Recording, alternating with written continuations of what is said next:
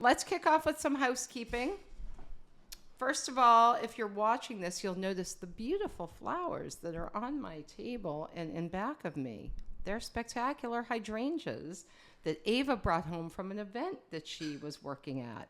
And I have to say, I don't know how the florist did it. I'd like to know, because these hydrangeas are over a week old and they look fantastic. Really? I thought that they were shedding a little. No, but those are good. Fab Yeah. they look just fantastic. I love hydrangeas. Okay, so housekeeping. I want to talk about Natalie's episode last week. Natalie got good feedback. She did. Natalie got great feedback. And we were talking about how do you get ahead and how do you act when you're a boss. And we had Cousin Suze, who is one of our best listeners. She's always writing to me and telling me what she thought of the episode. She wrote me something really interesting.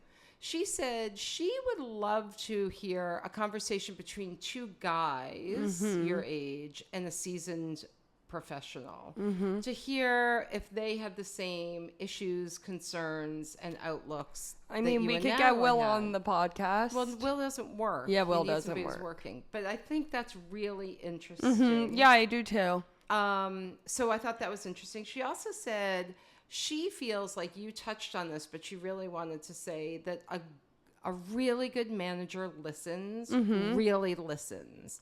And the manager will hear what the assistant or the junior person is saying and then put into action something, even if it's very small, to make the assistant feel worthwhile and like they're contributing. And I was thinking about that and thinking, there was a summer that our friend Pumpkin, her niece, interned at one of the big consulting firms. Yeah. And everything was on Zoom. Right. And she, as the intern, piped in early on and said, it would be really great if everyone turned on their camera. Yeah. And they implemented this, for her entire area. Yeah. It was policy that you had to then have your camera on, because she explained that she didn't know who anybody was. Yeah. And that it made it much less interactive. Yeah. And she felt heard and they valued her opinion. And they did it.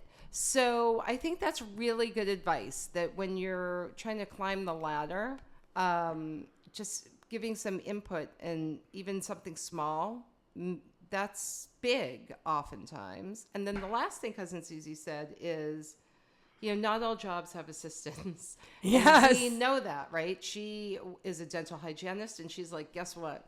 I do it all. I clean up after. I got to take care of the patients. I got to do everything.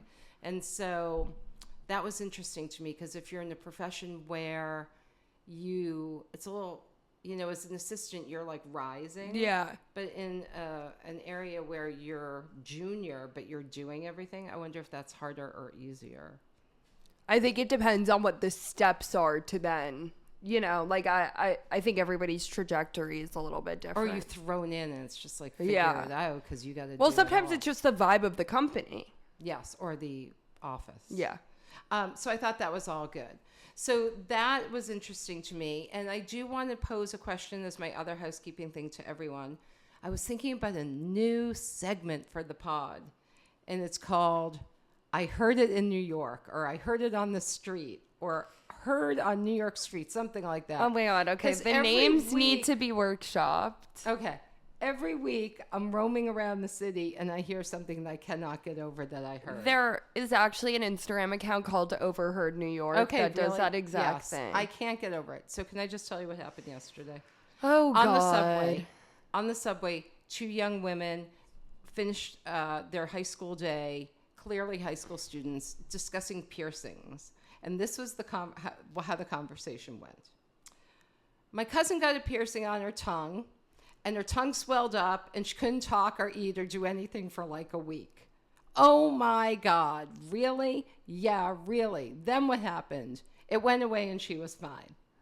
Well, then the other one says, well, for me, I decided that I wanted a piercing to pierce my nose a few years ago.